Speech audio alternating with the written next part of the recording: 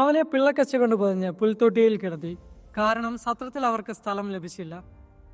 തൻ്റെ കഴിഞ്ഞകാല ജീവിതം ഓർത്ത് ഈശോ പോലും തന്നെ തള്ളിക്കളയുമോ എന്ന് ചോദിച്ച് അയാളെയും കൂട്ടി ആ വൈദികൻ ആശ്രമത്തിന് പിന്നിലെ തൊഴുത്തിനടുത്തേക്ക് നടന്നു. അവിടെ എത്തിയപ്പോൾ ആ തൊഴുത്ത് ചൂണ്ടിക്കാട്ടി അദ്ദേഹം പറഞ്ഞു, നിനക്കറിയാമോ, ഇതിലും മോശമായ ഒരു തൊഴുത്തിലാണ്, വെറുമൊരു ഗുഹയിലാണ് ഈശോ തനിക്ക് പിറക്കാനായി ഒരിടം കണ്ടെത്തിയത്. ആ തൊഴുത്ത് പോലെ നീയും അവനായി ഒരിത്തിരി ഇടം നൽകിയാൽ മാത്രം മതി, അവൻ അവിടെ വന്ന് നിറഞ്ഞുകൊള്ളും. പ്രിയമുള്ളവരെ, ആ കാലിത്തൊഴുത്ത് ഒരു പ്രതീക്ഷയാണ്. സത്രങ്ങളിലെ മുറികളോളം വലിപ്പമോ ഭംഗിയോ പുറമോടിയോ ഒന്നുമുള്ളതല്ലെങ്കിലും, തകർന്നടിഞ്ഞതെങ്കിലും പഴയതെങ്കിലും ഇടുങ്ങിയതെങ്കിലും അവനൊരിത്തിരി ഇടം നൽകാൻ മാത്രം പോകുന്ന ശൂന്യതയെങ്കിലുമുള്ള ഒരു തൊഴുത്താണെങ്കിലും മതി, അവൻ അവിടെ വന്ന് നിറഞ്ഞുകൊള്ളൂ.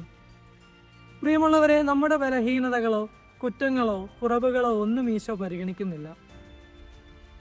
അവന് നൽകാൻ ഒരിത്തിരി ഇടവും ആ പിള്ളക്കച്ച പോലെ അവൻ്റെ മാറുപതിയാൻ ഒരിത്തിരി സ്നേഹവും, അവൻ അത് മാത്രം മതി.